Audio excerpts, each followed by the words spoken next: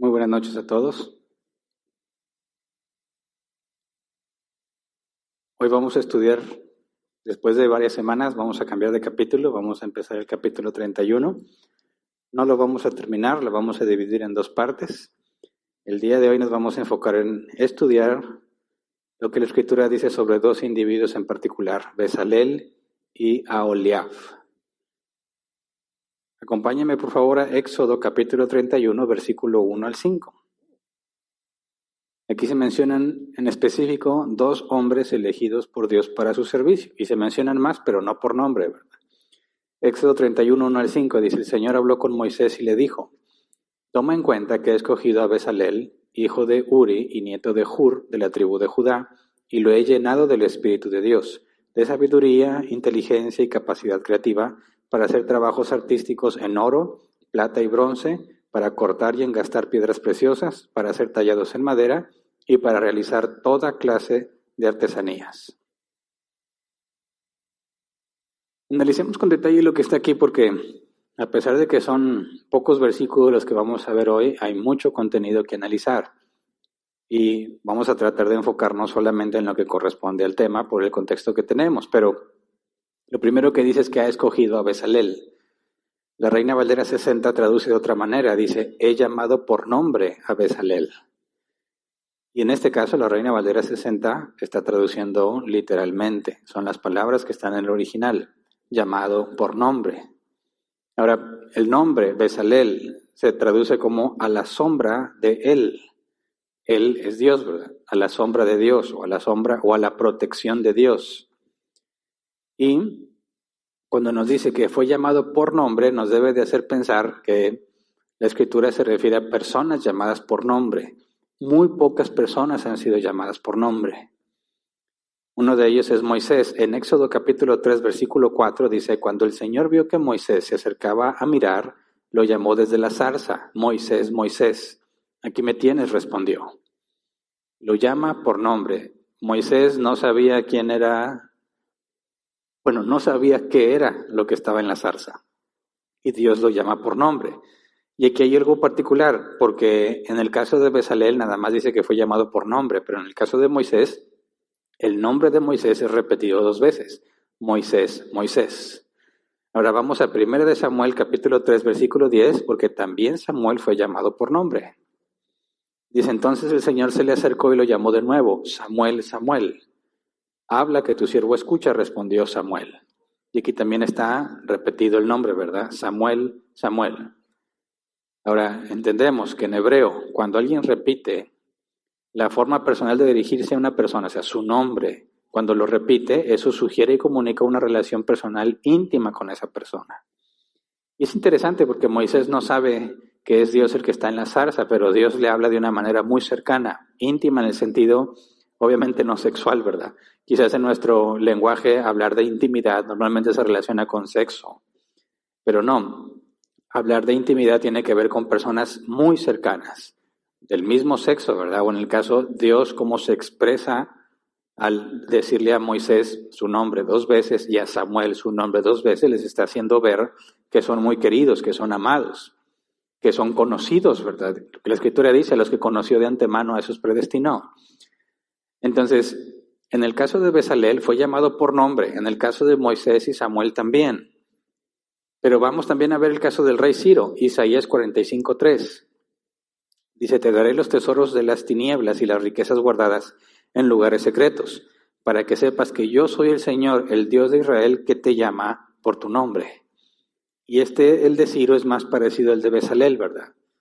Pero el hecho de llamar a alguien por su nombre implica que es conocido. Mencionar su nombre dos veces implica intimidad. Pocas personas en toda la Escritura son llamadas por nombre. Así que lo que está sucediendo con Bezalel es muy importante, ¿verdad? Para Dios, por lo que está por explicarle a Moisés, está dejando ver que el hecho de que Bezalel sea llamado, porque también Aholiab va a ser llamado y otros, pero en el caso particular de Bezalel es un llamado distinto. Según algunos comentaristas, los que son llamados por nombre tienen un llamado a tareas muy altas o importantes para Dios, como Moisés y Samuel, ¿verdad? Ahora, vamos a Juan capítulo 10, versículos 2 y 3. Jesús nos dice en ese capítulo que Él es el buen pastor, ¿verdad? Él es el pastor de las ovejas. Los demás son salteadores, ¿verdad? No entran por la puerta. Dice Juan 2:3, el que entra por la puerta es el pastor de las ovejas. El portero le abre la puerta y las ovejas oyen su voz. Llama por nombre a las ovejas y las saca del redil. Aquí hay una referencia a llamar por nombre. Ahora, todas las ovejas de Jesús son llamadas por nombre, ¿verdad? Si nosotros somos ovejas de Cristo, podemos entender que somos llamados por nombre.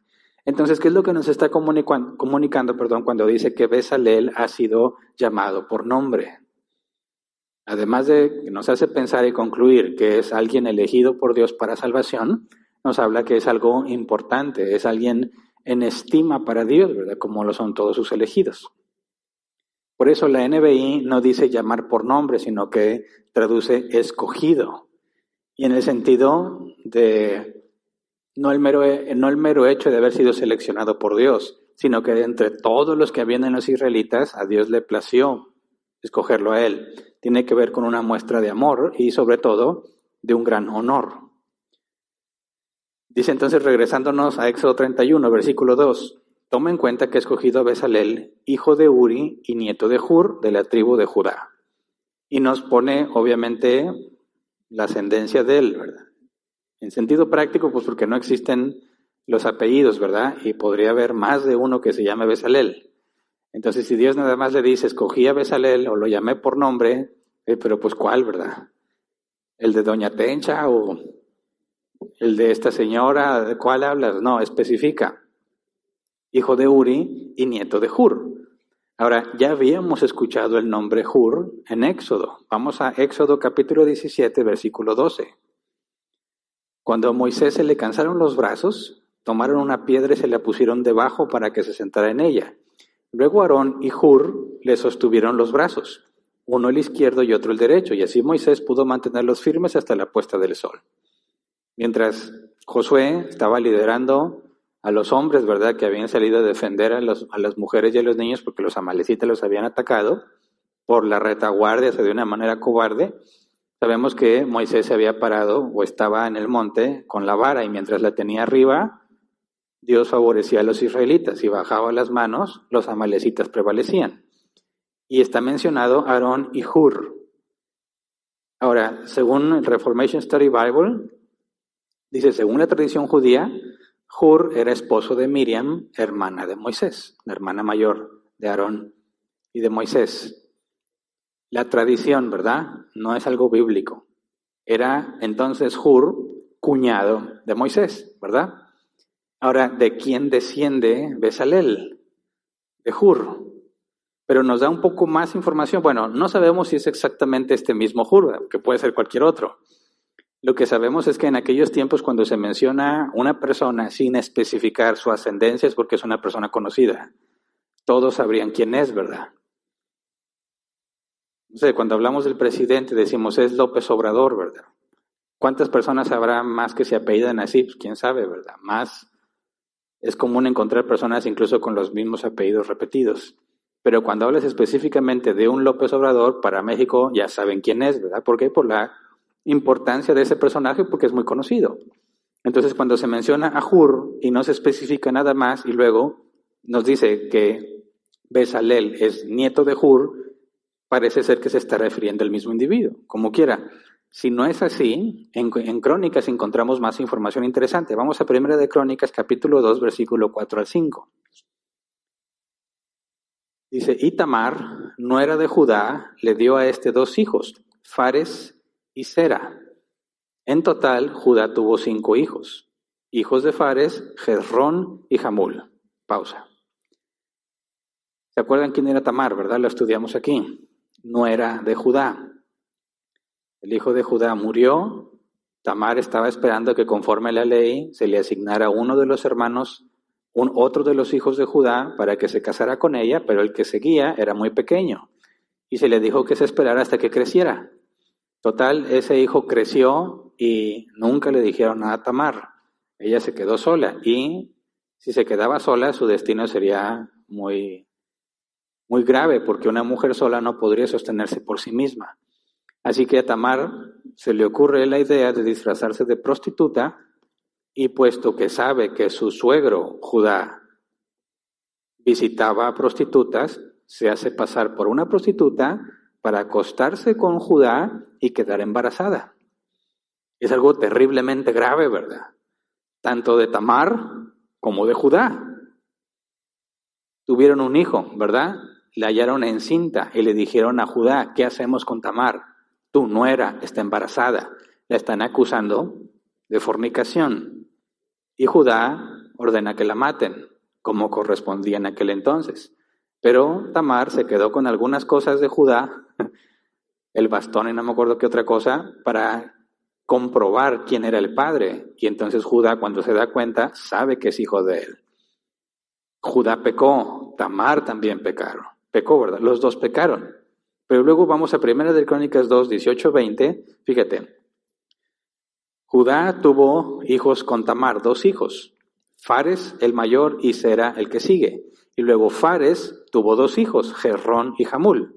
Y luego en 1 de Crónicas 2, 18 al 20 dice Caleb, hijo de Jezrón, tuvo hijos con su esposa Azuba y con Geriot. Estos fueron sus hijos, Geser, Sobab y Ardón. Cuando Azuba murió, Caleb tomó por esposa a Efrata, con la que tuvo a su hijo Hur. Hur fue el padre de Uri y este lo fue de Bezalel. Así que aquí hay algo interesante. Tenemos más información de dónde viene Bezalel, ¿verdad? Es producto del pecado de Judá y Tamar. Ahora, Dios permitió que hicieran eso. Dios permitió que Tamar tramara este plan, consiguiera lo necesario para vestirse como prostituta, monitorear qué hace normalmente Judá y ponerle una trampa.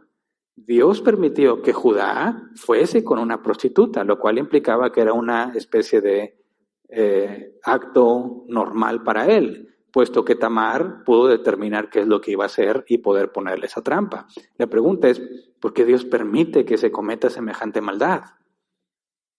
Bueno, al ver este tipo de cosas y decir, Dios eligió a uno de los hijos de ese hijo que nació a causa del pecado que cometieron. Y trata de pensar cómo ve las cosas Dios y lo distinto que lo vemos nosotros. Que si estuviéramos en los tiempos en los que Judá y Tamar hicieron eso, ¿verdad? Sabiendo que Judá había tomado preeminencia, ¿verdad?, entre sus hermanos, porque los 2 mayores habían sido descartados como primogénitos por las atrocidades que cometieron matando a los hombres de Siquén. Así que Judá había tomado preeminencia. ¿Y cuál es el comportamiento y la moral de Judá, verdad? Los que heredarían la promesa de Abraham. Entonces, nos preguntamos, ¿por qué Dios permite que pasen estas cosas malas? O sea, ¿por qué permitió esto? La maldad en Tamar y la maldad en Judá. Y a veces nos quedamos sin respuesta, ¿verdad? Pasan cosas graves, pasan cosas malas. Nos preguntamos por qué lo hace Dios y no tenemos respuesta. Pero la respuesta, como en este caso, viene a ser evidente generaciones después.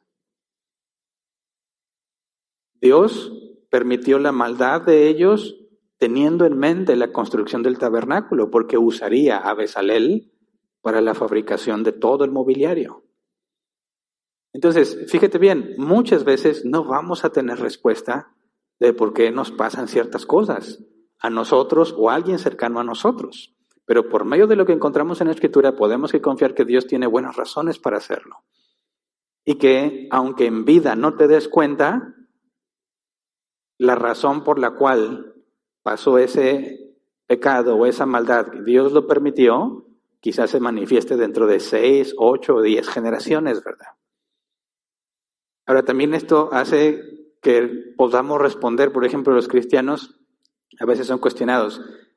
Si Dios, porque lo puedes ver claramente en la Biblia, en Apocalipsis 19, 20, el juicio del gran trono blanco, ¿verdad? Van a ser echados al lago de fuego muchas personas. Si Dios no salvó a todas las personas, ¿para qué creó a las personas que no salvó? Bueno, en este caso podremos darnos una idea, ¿verdad? Hay personas que no tienen temor de Dios, que Dios les deja decidir como ellos quieran, como dice Romanos 1, haz como tú quieras, les dice, y ellos hacen lo que mejor les parece y hacen mucha maldad y engendran hijos. Dices, ¿por qué Dios permite que engendren hijos? Esas personas no deberían engendrar hijos. Y nos atrevemos a cuestionar a Dios, Dios, ¿por qué permites que personas como esas tengan hijos? Que los malenseñan, los maleducan o los abandonan y esos niños generan más maldad. Bueno, porque no sabes todo lo que Dios ha ordenado, todas las personas que ha elegido que vienen de matrimonios, de violaciones, de abusos, y que Dios los ha permitido porque ha llamado a ciertos individuos que vendrían de esas generaciones, ¿verdad? Piensa, ¿por qué estás tú aquí? ¿A poco tienes una ascendencia de puros siervos de Dios perfecta? Claro que no. ¿Cuántos hombres y malvados han estado en tus ancestros? Te aseguro que la gran mayoría.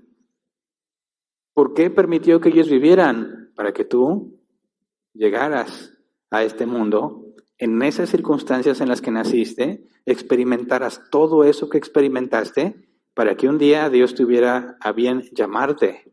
Y con todo lo que sabías, con todo lo que aprendiste, con todo lo que supiste, ahora te dediques a glorificarlo a Él.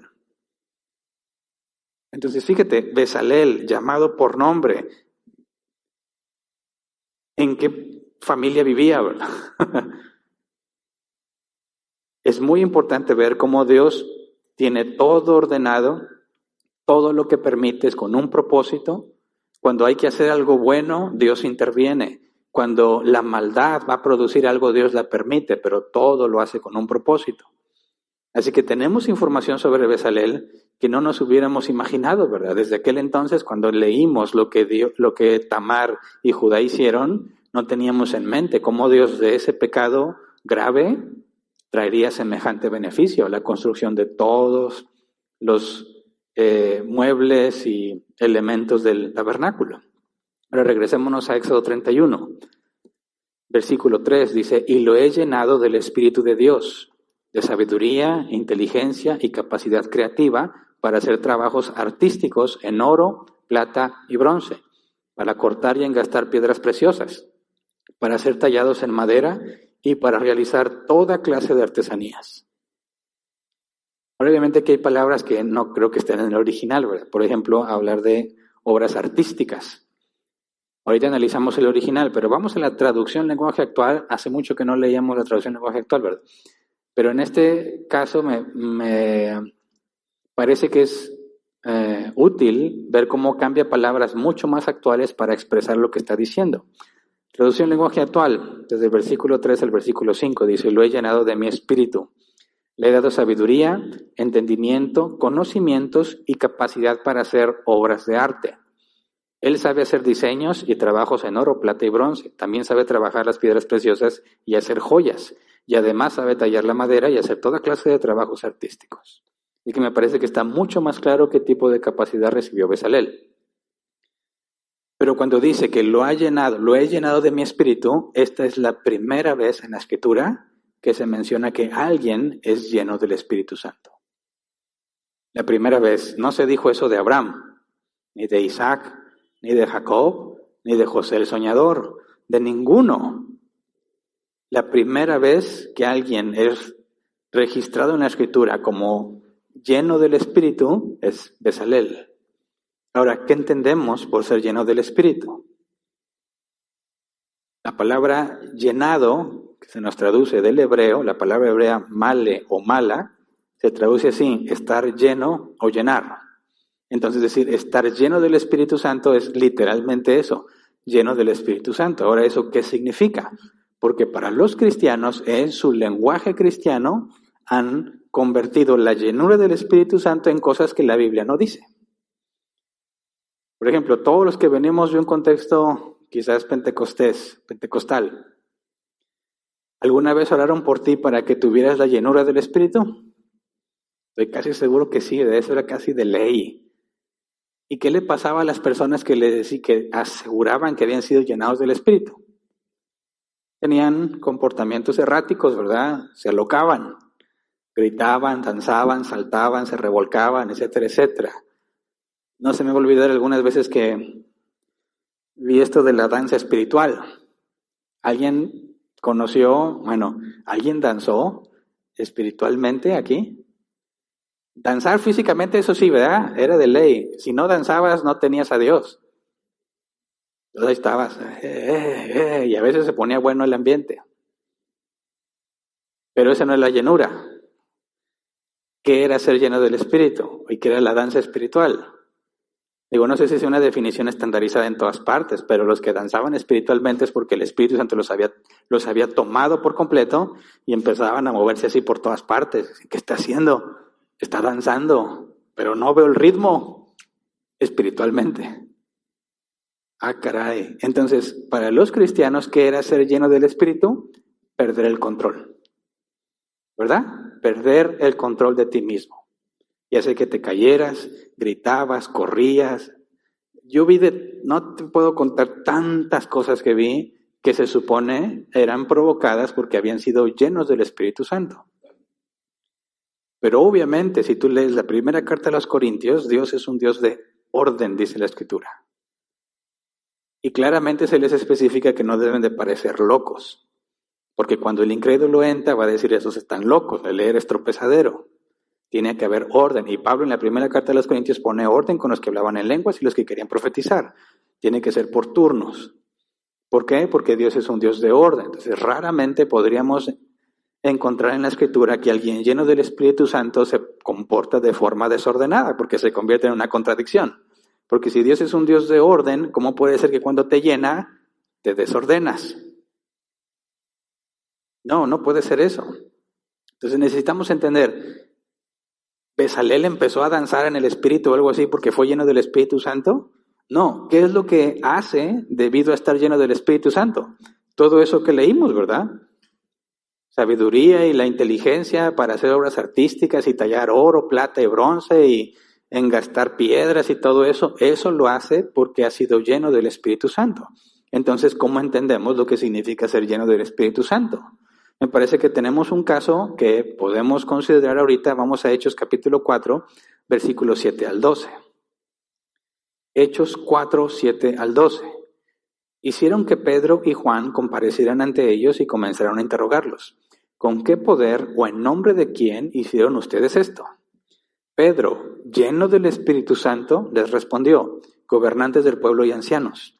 Hoy se nos procesa por haber favorecido a un inválido. Y se nos pregunta, ¿cómo fue sanado? Sepan pues todos ustedes y todo el pueblo de Israel que este hombre está aquí, delante de ustedes, sano gracias al nombre de Jesucristo de Nazaret, crucificado por ustedes, pero resucitado por Dios. Jesucristo es la piedra que desecharon ustedes los constructores y que ha llegado a ser la piedra angular. De hecho, en ningún otro hay salvación, porque no hay bajo el cielo otro nombre dado a los hombres mediante el cual podamos ser salvos. Pedro, lleno del Espíritu Santo, perdió el control, se alocó, saltó, gritó, se revolcó. No. ¿Qué hizo? Objetó, dio un argumento. Cita la Escritura, el Salmo 118, 22, cuando dice, la piedra que desecharon ustedes los constructores y que ha llegado a ser la piedra angular. Y si investigas un poco más, en Mateo capítulo 21, Jesús se aplicó eso a sí mismo. Entonces Pedro está usando las palabras de Jesús al aplicarse ese salmo y decir que él era la piedra que habían desechado, y les está diciendo en su cara, ya lo sabían, Jesús lo dijo, y esta es la confirmación. Usan la Escritura para persuadir o tratar de persuadir a los que son expertos en la Escritura. Ahora, cuando dice que Pedro, lleno del Espíritu, la palabra lleno en griego, plezó, se traduce llenar al máximo. Podemos entender que es lo mismo que vemos en hebreo, estar lleno, está lleno al máximo. Ahora, lleno del Espíritu Santo habla. ¿Qué fue lo que provocó en los que lo escucharon? Hechos 4, versículo 13, o sea, el versículo que sigue. Los gobernantes, al ver la osadía con que hablaban Pedro y Juan, y al darse cuenta de que eran gente sin estudios ni preparación, quedaron asombrados y reconocieron que habían estado con Jesús. Asombrados, ¿por qué? Porque Pedro era un pescador, un hombre común y corriente, y según el contexto cultural, más corriente que común. No tenía de dónde sacar la capacidad de argumentarle así a los maestros, a los expertos en la ley, sin tener ni tantita vergüenza ni miedo, les dice la verdad en su cara.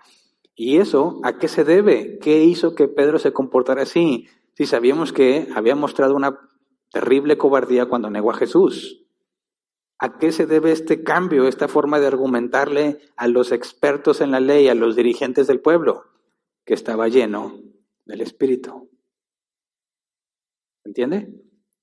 ¿Qué es lo que produce entonces estar lleno del Espíritu? Dice R.C. Sproul en su comentario a este pasaje, ser lleno del Espíritu es estar bajo la guía e influencia especial del Espíritu. Bajo la guía e influencia especial del Espíritu. Es decir, lo que haces, lo que dices, no proviene de ti, sino que es el Espíritu Santo en ti haciéndolo. Toma el control de ti, pero en ninguna manera eso significa que tú pierdes el control y te comportas de manera errática o desordenada. Podemos verlo claramente en lo que la capacidad que tiene Bezalel al ser lleno del Espíritu y lo que Pedro hace al ser lleno del Espíritu. Pero algunos dicen, ¿pero qué tal el Pentecostés? Ahí todos perdieron el control. Claro que no. Claro que no. También fueron llenos del Espíritu, todos los que estaban reunidos, ¿verdad? Un viento recio llenó el lugar. Fueron llenos del Espíritu Santo y hablaron en lenguas. ¿Perdieron el control? Claro que no. Si estudias la palabra lenguas ahí, lo que estuvieron haciendo es un lenguaje refinado. Y lo que hizo que todos se asombraran era que hombres indoctos, personas que son nativas de ahí, de Jerusalén, no podían hablar de esa manera en idiomas a los cuales ellos no tendrían acceso. Pero como estaban todos reunidos por la fiesta del Pentecostés y venían de otras naciones, los que venían de otras naciones, que viven en otros lados, ¿verdad? Que conocen perfectamente el idioma de donde vienen porque lo practican a diario, reconocen que es imposible que esos que están allí, que son locales, hablen su idioma de esa manera. O sea, lo asombroso no es que hablaran otro idioma, sino lo refinado de su vocabulario.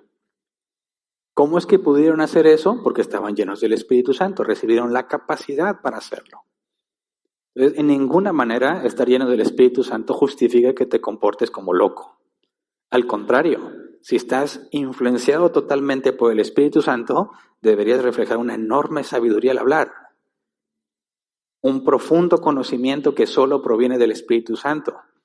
Hablarías de la forma más clara y contundente posible según la circunstancia, porque es el Espíritu Santo el que te está guiando a decir lo que estás diciendo. Así que, primera vez en la Escritura que alguien está registrado como lleno del Espíritu Santo, Bezalel. Es decir, el Espíritu Santo va a estar dirigiendo, capacitando a Bezalel para todo lo que tiene que construir. Claramente Dios les dice, vas a construir todo eso, pero bajo la supervisión y capacitación directa del Espíritu Santo. Es el Espíritu Santo haciéndolo a través de Bezalel. Ahora, puedes estudiar más sobre la llenura del Espíritu Santo y el apóstol Pablo nos dice que procuremos ser llenos del Espíritu Santo. Una cosa es haber recibido el Espíritu Santo, está sellado, ¿verdad? Eso sucede en el nuevo nacimiento. La llenura del Espíritu queda más a criterio de Dios, ¿verdad? Y conforme avancemos en santidad, cada vez vamos a estar más controlados por Él. ¿Por qué? Cada vez lo entendemos más, cada vez nos mortificamos más, cada vez hacemos lo que agrada al Señor. Entendemos que cada vez más el Espíritu Santo en nosotros tiene control sobre nosotros. Que suceda esto por la soberanía de Dios, que de repente decide darle la llenura a alguien, pues eso queda a su criterio, ¿verdad? Dios es soberano y lo puede hacer cuando Él quiera. Pero la Escritura nos llama a que nosotros seamos llenos del Espíritu. Pero ahí está hablando de la santidad, ¿verdad? Más adelante estudiaremos un poco más de eso. Pero regresándonos a Bezalel, lo que se le dio, la sabiduría, dice el comentario de Ellicott. Por sabiduría se entiende probablemente el poder de inventar y originar formas artísticas. Por comprensión se entiende la capacidad de apreciar las sugerencias artísticas recibidas de otros. Por conocimiento se entiende los conocimientos de los métodos y procesos del arte. Bezalel poseería todos estos dones. Y cuando dice que recibió capacidad para realizar toda clase de artesanías, dice el comentario de Licos, también debía poseer esa maravillosa destreza de mano de la que depende principalmente el poder de la ejecución artística. Entonces, lo capacitó con todo lo que necesita, ¿verdad? Todo el conocimiento que además de la habilidad requieres experiencia, mucha experiencia para hacer ese tipo de trabajos. ¿Podría un esclavo israelita aprender y tener todas esas habilidades por cuenta propia? Claro que no, porque los esclavos no tenían tiempo para dedicarse al arte, ¿verdad? Pueden tener la habilidad y aplicarla, ¿verdad? En todas las culturas se encuentran objetos, ¿verdad? Tallados en madera, tallados en marfil, tallados en piedra. Siempre hay rastros de civilizaciones antiguas por su creatividad a la hora de dibujar en las cuevas, pinturas rupestres, todo ese tipo de cosas. Pero no es lo mismo que ser un experto en trabajar el oro, la plata, el bronce. ¿Cómo te haces experto si eres un esclavo? ¿Dónde sacas todos esos materiales para empezar a practicar? Así que claramente vemos que es algo sobrenatural, ¿verdad? Ahora, cuando dice el Espíritu Santo, que, bueno, dice la traducción lenguaje actual, que lo capacitó para hacer obras de arte, la NBI dice que son trabajos artísticos. La Reina Valera 60 dice que es inventar diseños, y no menciona el arte para nada, ¿verdad? ¿Existía el arte en aquel entonces? ¿O eran más como se imaginan algunos que sostienen la teoría de la evolución, ¿verdad? Los hombres de las cavernas, ¿cómo te los imaginas? Uga, uga. Ver a una mujer y le ponen la cabeza para quedarse con ella. Eso no viene de la Biblia. ¿Cómo eran estos hombres? Había trabajos artísticos, pues checa dónde vivían, en Egipto, todo lo que se hacía ahí, ¿verdad? Pero podría hablarse en ese sentido de obras de arte, porque es lo que dice el original. La Reina Valera 60 traduce literal, inventar diseños. Esas son las dos palabras que están en el hebreo. Inventar es kashav, pensar, considerar. La concordancia exhaustiva NAS dice calcular, diseñar, idear, etc. Cuando la palabra se nos traduce como diseños, la palabra hebrea se traduce como pensamiento. El diccionario Brown Driver Briggs dice pensamiento, plan, propósito, invento. Concordancia exhaustiva Strong, trabajo astuto, trabajo curioso, imaginación, algo inventado. Entonces, ¿por qué se nos traduce como obra de arte? Fíjate, es algo que diseñas, algo que viene del pensamiento, un trabajo astuto, un trabajo curioso, un invento. Les está hablando de cosas particulares, especiales, no son cosas comunes y corrientes, ¿verdad? Y se acuerdan todas las imágenes que vimos de cómo probablemente era el candelario ya se me fue la palabra, candelabro, gracias, candelario ya. El candelabro, se nos mencionan detalles, ¿verdad? Y cómo tenía que tener engastes y palabras extrañas.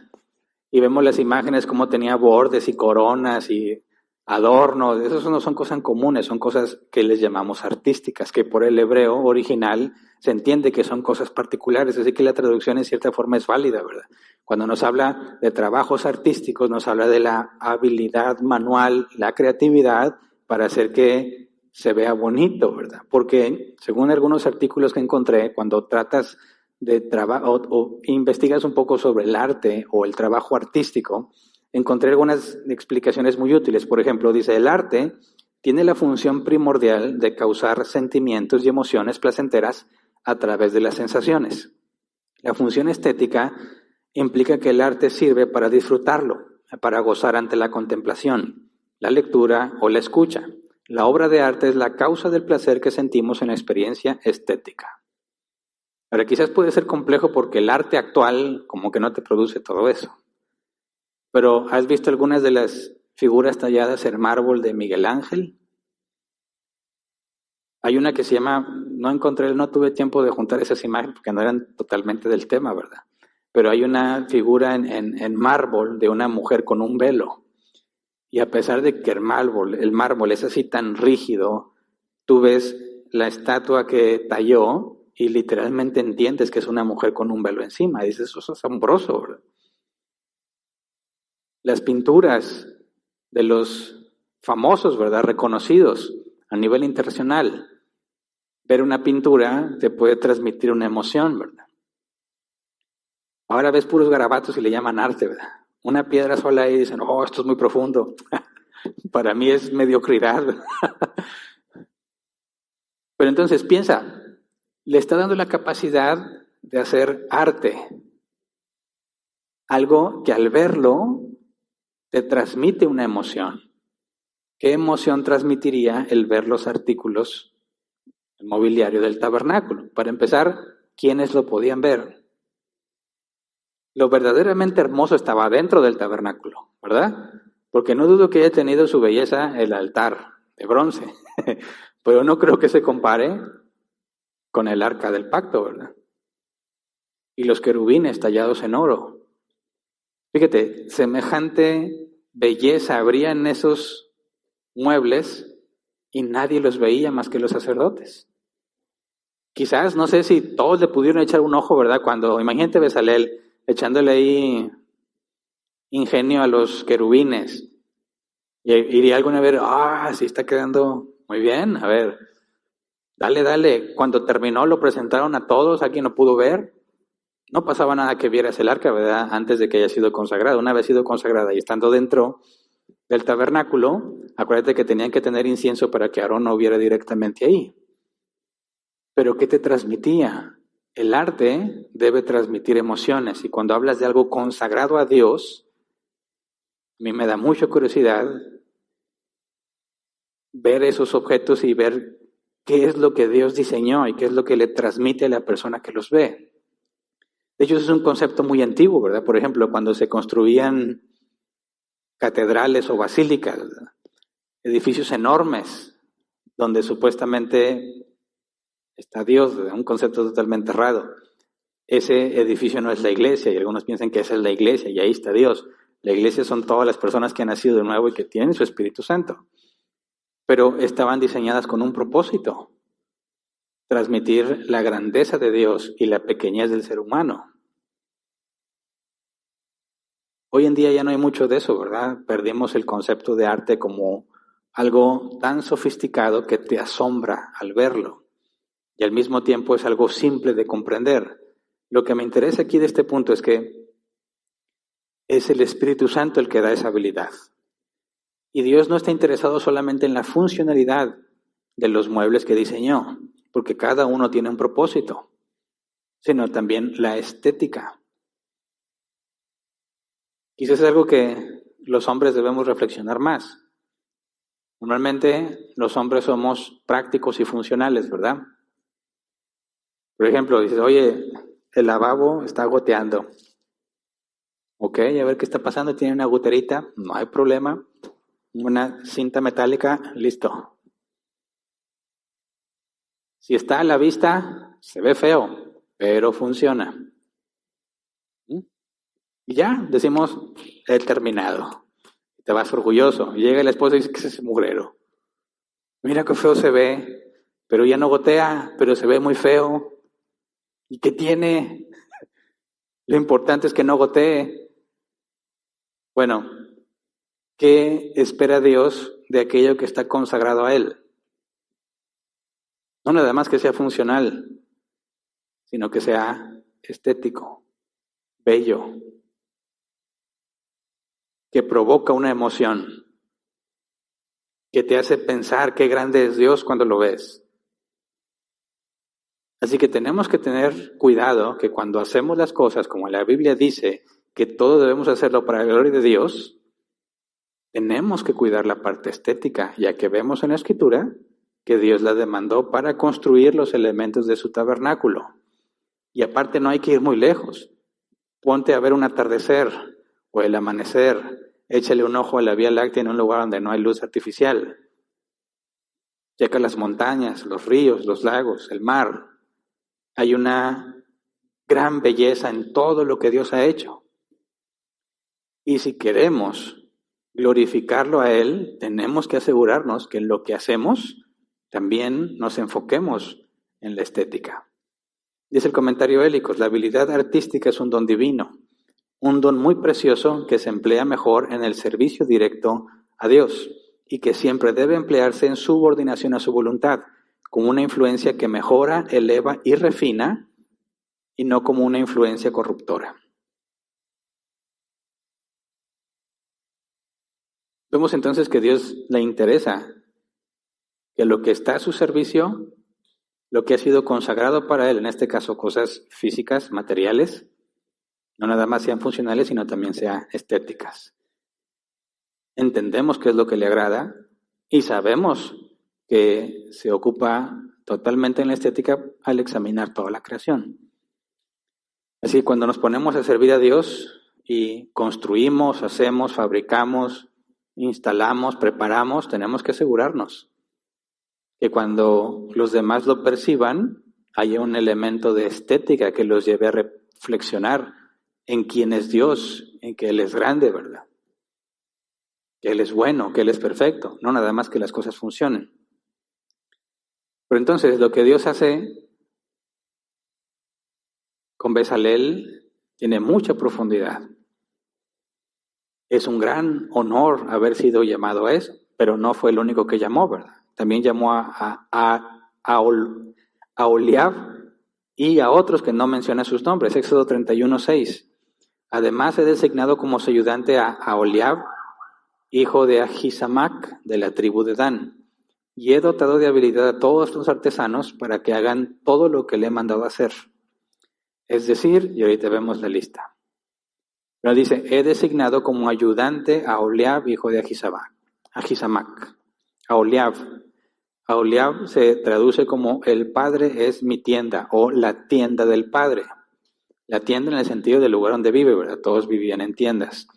El padre es mi tienda, está hablando de que o él habita en Dios siempre o reconoce que el refugio más fundamental de alguien de aquel entonces es Dios. No se especifica que Oholiab haya sido llamado por nombre. Sin embargo, sabemos que ha sido llamado a ser asistente. En el caso de Bezalel, al ser llamado por nombre y todo lo que se dice de él, nos deja ver claramente que la responsabilidad que recibe Bezalel es mayor que la que se le encarga a Oholiab. Entonces, si Oholiab es el ayudante o el asistente, entendemos que el que tenía, digamos, el cargo, quien dice qué se va a hacer, cómo se va a hacer, obviamente de acuerdo al modelo que Moisés vio y lo que a Moisés le comunica a él, o sea, el que manda en la construcción es Bezalel y se apoya en Oholiab.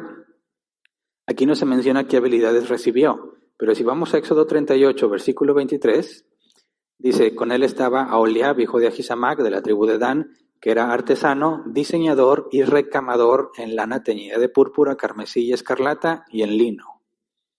Ahora, aquí hay algo importante. Nunca se menciona a Bezalel trabajando con la lana o con la lana teñida o con el lino. Nada más se menciona a Oholiab. Y parece ser que esa habilidad no la tenía Bezalel y nada más la tenía Oholiab. No lo podemos asegurar. Pero es claro que tanto Bezalel como Oholiab recibieron la capacidad de hacerlo. Luego dice, y he dotado de habilidad a todos los artesanos para que hagan todo lo que les he mandado hacer. Fíjate, no está diciendo que ha creado nuevos artesanos, sino que les ha dado habilidad a todos los artesanos. Habría personas que ya tenían algún tipo de habilidad y que de todas formas recibieron la sabiduría para poder hacerlo. Dice el comentario Cambridge Bible, dice, aquellos que ya poseen aptitudes artísticas serán además dotados por Dios de sabiduría para asistir a Bezalel y a Oholiab. Entonces, a Bezalel lo llena del Espíritu Santo, ¿verdad? A Oholiab le da ciertas habilidades y a los demás artesanos les da sabiduría, que obviamente incrementaría las posibles habilidades que tenían para que puedan serle útiles a Bezalel y a Oholiab. Pero vemos que principalmente la llenura del Espíritu está reflejada solamente en Bezalel, ¿verdad? Aunque los demás tienen dones, no es de la misma manera. Y luego Dios especifica lo que debían fabricar. Éxodo 31, versículos 7 al 11. La tienda de reunión, el arca del pacto, el propiciatorio que va encima de ella, el resto del mobiliario de la tienda, la mesa y sus utensilios, el candelabro de oro puro y todos sus accesorios, el altar del incienso, el altar de los holocaustos y todos sus utensilios, el lavamanos con su pedestal, las vestiduras tejidas, tanto las vestiduras sagradas para Aarón el sacerdote como las vestiduras sacerdotales de sus hijos, el aceite de la unción, el incienso aromático para el lugar santo. Todos deberán hacerlo tal como te ha mandado que lo hagas. Entonces, Dios ha mandado que le construyan todas esas cosas y Dios provee a los que van a construir todas esas cosas. Y Dios proveyó de todos los materiales para hacer esas cosas cuando salieron de Egipto y Dios hizo que los egipcios les regalaran las joyas y los materiales que ellos necesitaban. Así que Dios no llamó a los capacitados, capacitó a los que llamó. ¿Se entiende? ¿Qué es lo que queda en evidencia aquí? Que le sirve a Dios aquel que ha sido capacitado por Dios para servirle. No cualquiera.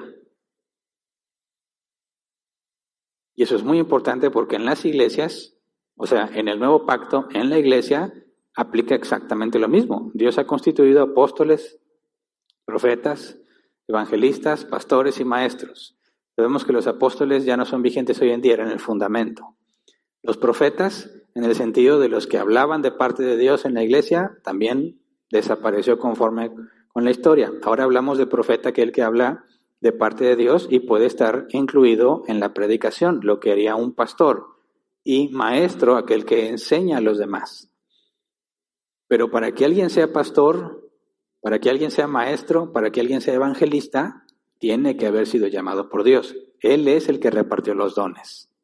No todos son evangelistas, no todos son maestros, no todos son pastores. Tenemos que asegurarnos que aquellos que han sido llamados sean los únicos que se desempeñen en ese oficio. Imagínate que no importara eso, como tristemente pasa en muchas partes, ¿verdad? ¿Quién es el pastor? Pues el hijo del que ya estaba, o su pariente cercano. O vamos a abrir una iglesia, bueno, fulano dijo, tú vas a ser pastor. Yo ya he visto las consecuencias de esas cosas, son desastrosas. Yo estuve en una congregación donde asignaron un pastor por dedazo. No había nadie que quería, dijeron, tú, ustedes, órale. Fue un desastre. Prácticamente todos en la congregación sabíamos más que él. Y andaba haciendo barbaridades, o sea, en lugar de decir que Zaqueo se subió al sicómoro, creo que dijo que Moisés. Y dices, ¿qué? O sea, pero te anunciaban, no, Dios ya nos reveló quién va a ser el pastor y un enviado de Dios. Todos, wow, cuando lo empezamos a escuchar y a conocer, dijimos, ¿qué? No puede ser. Cuestionamos a los líderes y no es Dios, ustedes son los rebeldes. Después de tanta evidencia de la total incapacidad de ese individuo, tuvieron que reconocer, bueno, pues sí, decidimos así a la ligera, ¿verdad? Perdón. O sea, es desastroso que pongas a alguien en un oficio al cual Dios no ha llamado. Por el contrario, cuando los llamados están haciendo aquello que Dios les encomendó, todos somos beneficiados. Y todos podemos percibir la grandeza de Dios, porque cualquiera que elija es incapaz por sí mismo. Y es un hombre falible, como cualquier otro. Y lo que asombra no es lo que hace ese hombre, sino lo que Dios hace a pesar de ese hombre. ¿Cuántos pastores no debían ser pastores? ¿Cuántos evangelistas que andan diciendo un evangelio totalmente torcido en las calles no debían de ser evangelistas? Pero tristemente, los cristianos no les importa eso. He visto cómo se ofrecen cargos, se ofrecen ministerios, como si fuese un trabajo, como si fuese una especie de paga. Mira, ¿cómo ves? Te vienes conmigo, ofrendas y yo te hago profeta. Órale, va. Y ya eres el profeta. Oye, ¿cómo ves? Mira, hacer una iglesia sí deja. Vamos a empezar. Tú eres pastor de una y pastor de otra y nos apoyamos uno al otro con dinero. ¿Y qué? ¿Por qué empezó? Porque así les gustó, porque quieren generar dinero. Y les funciona y sacan dinero. Pero es un desastre lo que hacen. Claramente podemos ver aquí la escritura, Dios capacita al que llama. Nadie que no haya sido llamado debe estar en ese oficio o en ese ministerio. Nuestra responsabilidad no es capacitar a los que van a ser llamados, sino detectar a los llamados, porque Dios los va a capacitar. Y es una tarea totalmente distinta, ¿verdad? No decimos, bueno, vamos a generar o a crear a la próxima generación de pastores. No, eso no lo podemos hacer nosotros. Nosotros no podemos darle los dones a la persona que los requiere. No podemos crear pastores. Nuestra tarea es identificar a los que Dios está llamando, porque a los que Dios llama, los capacita. Y es así como es glorificado Dios. ¿Entiende? Si quieres poner a un hombre que aparentemente es grande, y como se hablaba de Apolos, ¿verdad? Poderoso en palabra, como quiera Priscila y Aquila tuvieron que tomarlo aparte y corregirlo. Pero cuando piensas que debes de poner al que más sabe y todo eso, sí, hay requisitos que se deben de cumplir, pero hay un riesgo muy grande de dejarnos, de estar ciegos y pensar que porque aparentemente tiene una habilidad, seguramente debe ser llamado por Dios, y no es así. Cuando David fue convocado o elegido por Dios para ser rey, nadie se imaginaba que David pudiera hacerlo. Moisés tampoco se sentía digno, más porque ya lo había intentado y no le funcionó. Así que nuestro objetivo es decir, hay que buscar a aquellos a quienes Dios ha elegido. Y si Dios los eligió, van a dar la evidencia de que fueron elegidos por Él. ¿Por qué? Porque van a tener la capacidad. Nunca al revés. No decimos, mira, te voy a dar toda la capacidad para que puedas ser maestro, para que puedas ser evangelista. No. Vamos a buscar en ti la evidencia del llamado de Dios, porque Él te va a capacitar para la obra. Creo que todos debemos enfocarnos en eso y si lo hacemos, nos vamos a beneficiar enormemente. Porque ver que alguien usa el don que Dios le dio siempre es un privilegio. Siempre. ¿Por qué? Porque es Dios usando a esa persona para bendecir. Es Dios usando a esa persona para edificar. Imagínate el deleite que debe haber sido ver cada uno de los muebles antes de que los metieran en el tabernáculo, que después ya nadie los podía ver, excepto los sacerdotes. Más adelante vemos en los tiempos de Jesús, cuando estaba el templo, todos se asombraban por el templo, ¿verdad? Ya le había metido mano a Herodes y cuánto, pero vamos al de Salomón. Todo el mundo se asombraba de la belleza del templo. Dios lo había elegido a Salomón para construir el templo. Así que ese sea nuestro objetivo, tanto en nuestra persona, asegurarte que estás haciendo lo que Dios te llamó a hacer y que no estás haciendo cosas que Dios no te ha llamado a hacer. Claro que hay que experimentar para darte cuenta si es lo tuyo, ¿verdad? Pero no debes estar haciendo algo por lo cual no fuiste llamado. Por tu propio bien, porque vas a vivir frustrado, y por el bien de la iglesia, que no nos vamos a beneficiar como corresponde. Pero cuando alguien con el don se pone a trabajar entre nosotros, es un placer ser servido por aquellos que tienen el don de servir. Es un placer escuchar el evangelio de aquellos que conocen el evangelio y han sido llamados a ser evangelistas. Dios nos dio dones a cada uno de nosotros, al menos uno. Enfócate en usarlo y todos nos vamos a gozar. Todos nos vamos a deleitar en Dios cuando te pongas a hacer eso que Él te llamó. Pero claramente en la Escritura, desde el Antiguo Testamento, vemos que eso es lo que tenemos que asegurarnos que siempre se cumpla. Solo están sirviendo aquellos que fueron llamados para servir en eso. Y es tu tarea descubrir qué es si no lo sabes. Y es la tarea de toda la congregación identificarlo para ponerte a servir. Así que hasta aquí nos quedamos hoy, ¿verdad? Si Dios quiere, el próximo miércoles acabamos el capítulo y ya inmediatamente nos va a decir qué fue lo que pasa cuando Moisés baja de la montaña. Todos sabemos la historia, pero es muy interesante volver a analizarla. Hay mucha información que se debe considerar. Pero bueno, vamos a ponernos de pie y vamos a orar.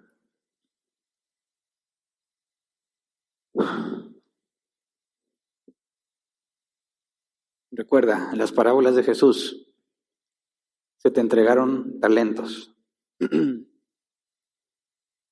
Mientras que nuestro Señor se va, te deja talentos para que negocies con ellos, los multipliques. Cuando regrese te va a pedir cuentas. Tienes la obligación de usar tus dones. Y no hay excusa para no usarlo. Al que puso excusas, al siervo malo, según las propias palabras de Dios, al siervo malo lo echaron a llorar y crujir de dientes porque no multiplicó lo que se le dio.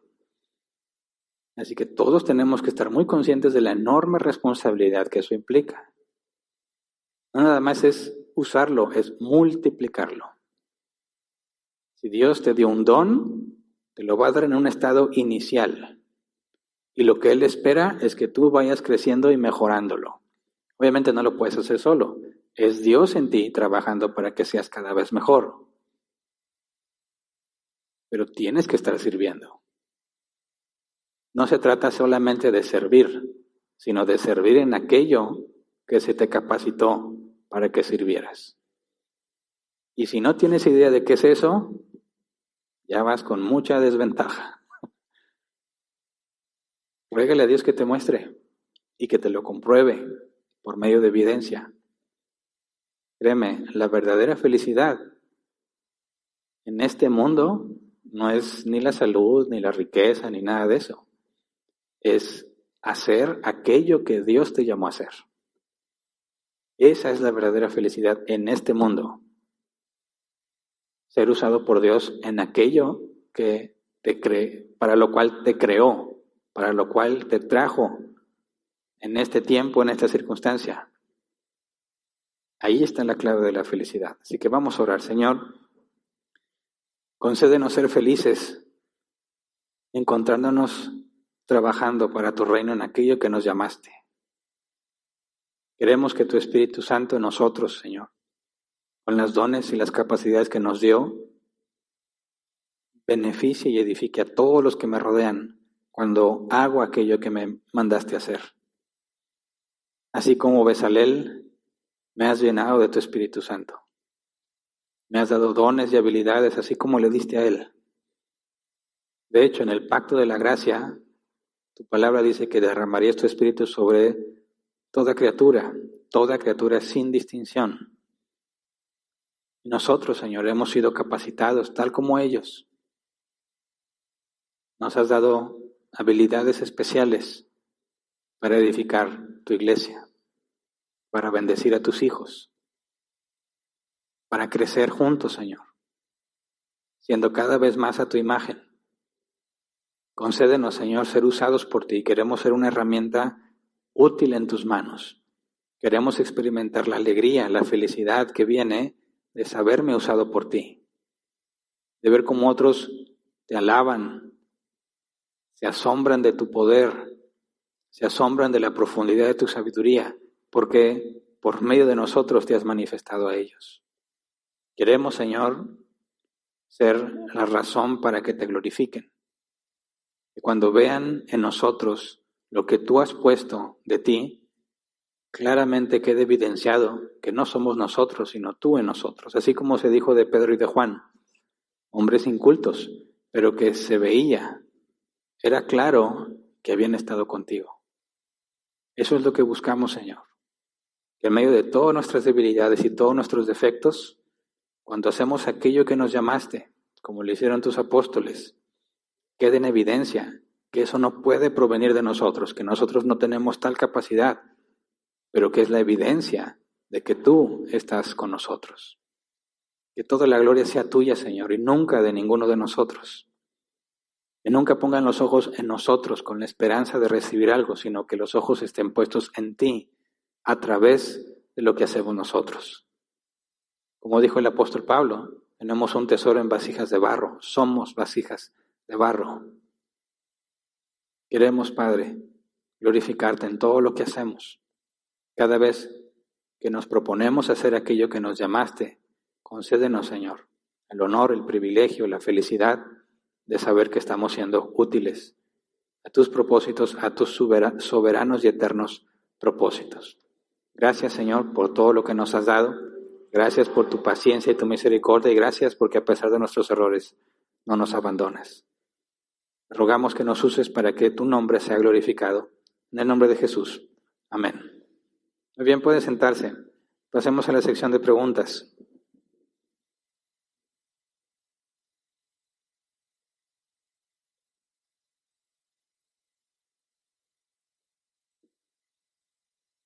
Vamos a ver si hay preguntas. Tenemos 15 minutos para responder. Les doy chance de que le escriban, porque luego ni chance les doy. Ahí está el código QR para que si vienes por primera vez te agregues al grupo de WhatsApp y puedas hacer tu pregunta directamente en el grupo. El grupo se habilita solamente en la sección de preguntas y respuestas. A los que nos acompañen en línea, puedes poner tu pregunta en los comentarios de Facebook, en los comentarios o en el chat de YouTube.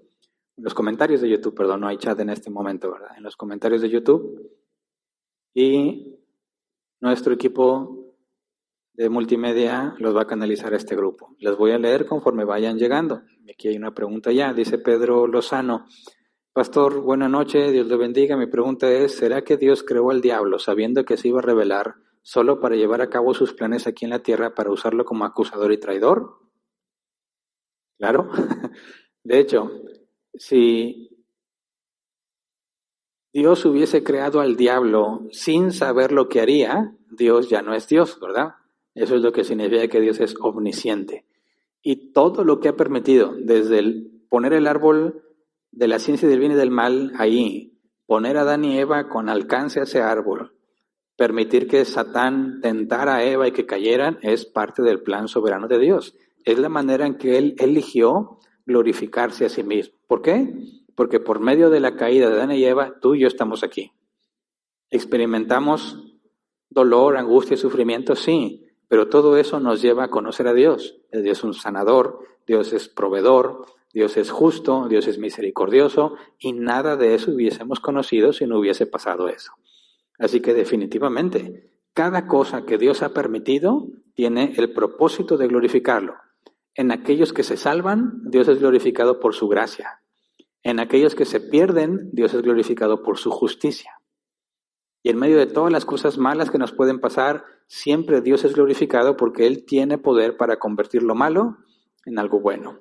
Así que, por supuesto, que Dios permitió y creó a Satanás con todo lo que tenía planeado hacer para gloria de su nombre. Siguiente, dice Noemí de Alba. Buenas noches, pastor. Los talentos que Dios ha otorgado a cada uno aplica también a una profesión u oficio, y eso le agrada a Dios. Bueno, hacemos una distinción, ¿verdad?, entre los regalos comunes a la humanidad, que son habilidades especiales. Por ejemplo, no sé, Phelps, campeón olímpico, recibió un cuerpo mucho más adaptado para nadar, ¿verdad? No sé si has visto algún estudio de la longitud de sus piernas, de sus manos y todo. Dicen, este hombre nació para nadar. Es bueno, eso no lo generó él, ¿verdad? Obviamente fue algo que se le concedió. El que tiene la habilidad para ser muy buen vendedor, reconocemos que Dios se la dio, pero no son los dones del Espíritu Santo, ¿verdad? Hay una distinción. Los dones universales que Dios le puede dar a cada ser humano, que normalmente los distinguimos entre dones y talentos. Talentos es aquello que es una habilidad que tú tienes, pero para beneficio propio, ¿verdad? Algo con el cual vas a poder vivir, poder ser útil en la sociedad y obtener ingresos o bienes a cambio. Ese talento, esa habilidad especial es para tu propio beneficio y el de tu familia. Pero cuando hablamos de los dones que el Espíritu Santo da, que Dios reparte como Él quiere, esos no son para tu beneficio. Esos son para beneficio de la iglesia. Entonces, cuando hablamos de una profesión u oficio, hablamos, sí, algo que proviene de Dios, que lo da sin considerar si es creyente o no, lo reparte según su soberana voluntad. Pero no se nos dice que nos va a pedir cuentas de esos dones, ¿verdad? Claro que vamos a ser juzgados por lo que hacemos, pero lo que hace énfasis la Escritura es pedirnos cuentas de los dones que nos dio, pero que son los de el Espíritu Santo para servir a la iglesia, para edificar a los demás. Allí es donde está claro que se nos va a pedir evidencia. En los demás, aunque vamos a ser juzgados según las obras, no se nos pide que debamos multiplicarnos.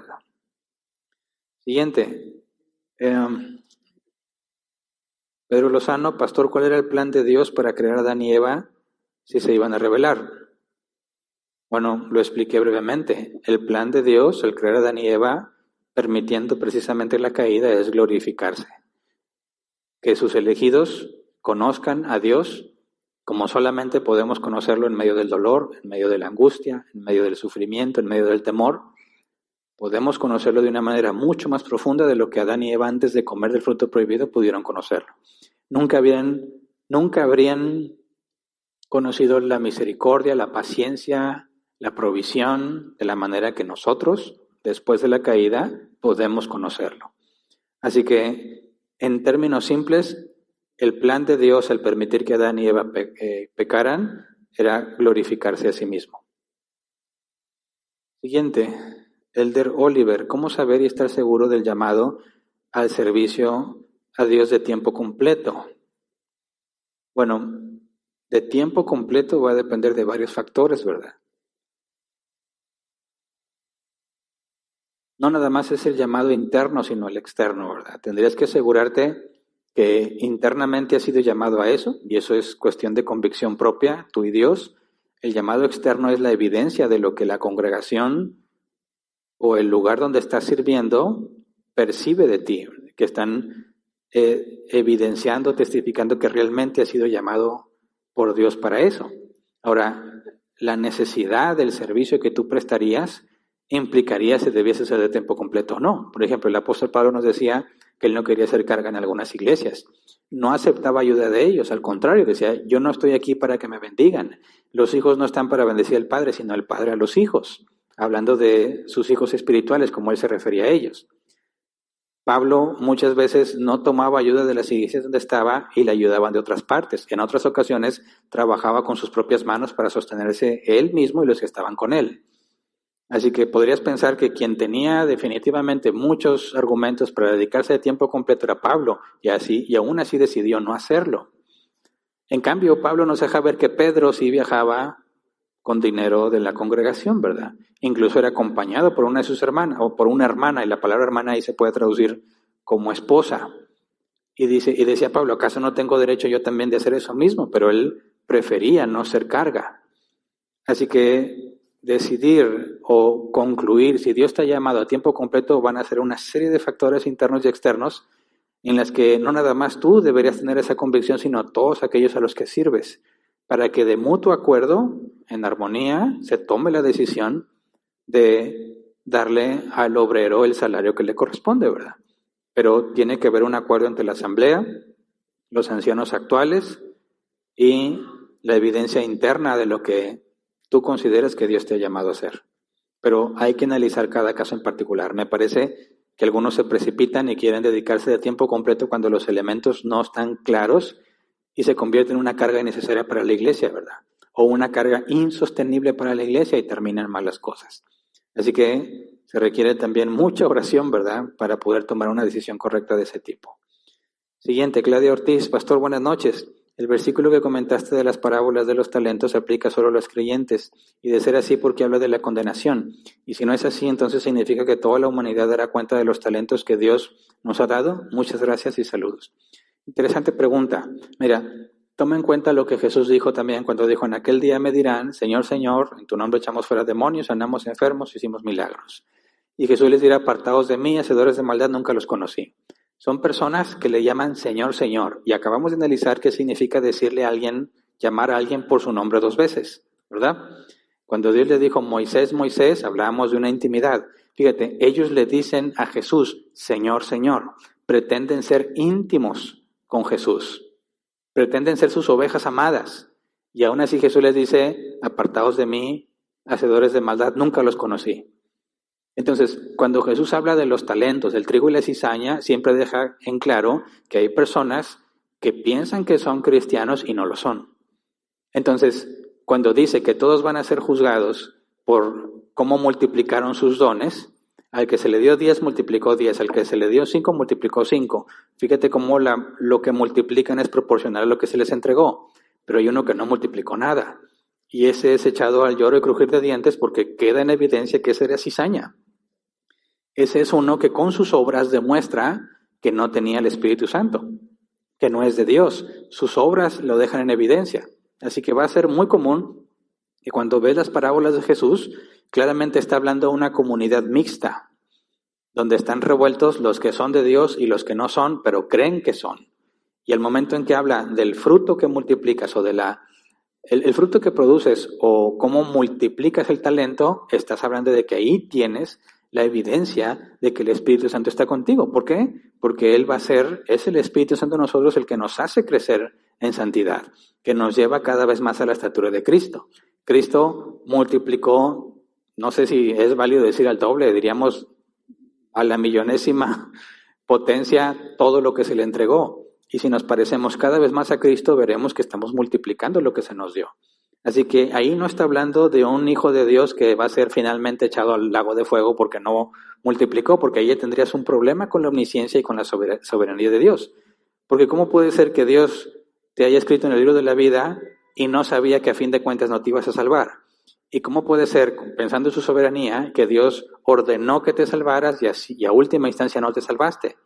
Si uno es salvo, puesto que Dios es omnisciente y soberano y todopoderoso, es imposible que dejes de serlo.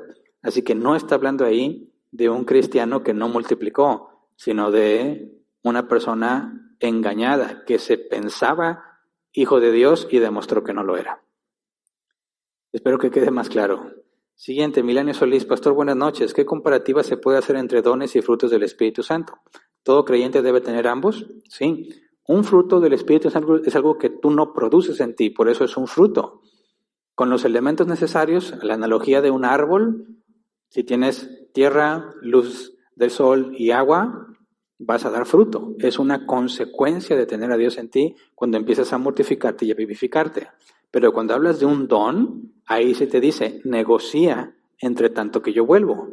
Ahí habla de un trabajo que tú haces, el esfuerzo que haces por ser cada vez mejor o más eficiente en esa tarea que Dios te encomendó. Así que la separación es esta. Un fruto es lo que proviene de hacer lo que agrada a Dios. Amor, gozo, paz, paciencia, benignidad, fe, bondad, mansedumbre y templanza. Esas son las cosas que van a brotar de ti cuando tú empiezas a enfocarte en la santidad. Pero no multiplicas esos frutos. Esos frutos son consecuencia de vivir en santidad. Los dones, esos sí te llaman a multiplicarnos. Esos están directo relacionados a tu esfuerzo, a tu preparación, a cómo buscas aprender y ser cada vez mejor, retroalimentarte. Ahí es donde está la recompensa. Y sí, el creyente debe tener ambos. Y ya es la última pregunta, ¿verdad? Muy bien. Terminamos entonces con este tiempo y les recordamos que la próxima reunión es en domingo. No vais a ser celosos de venir el sábado. El domingo a las 11 de la mañana regresamos. Ya disfrutaron de sus domingos libres totalmente y se acabó. Ahora sí, nuevamente el domingo es el día del Señor, no medios días, ni ahí lo que me sobró del sábado.